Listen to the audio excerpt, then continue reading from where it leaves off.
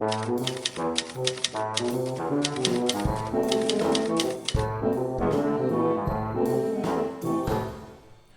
actually has a storied history in NASCAR with successes in every decade, culminating in great success in the 80s, and then disappearing into the oblivion. Unlike their other Big Three counterparts, they weren't really ever a muscle car giant, and their cars were largely identified as Grandma's grocery getters. No kidding, my grandma owned a 1970 Buick Skylark.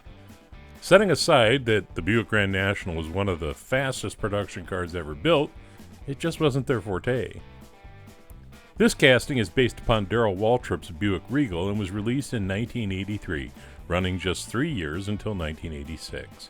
It was released in the Mountain Dew delivery every year except the last, when the color was changed to red and the number to 17. It came with HO wheels, sometimes chrome, sometimes gold. I'm looking to restore it today, so stick around.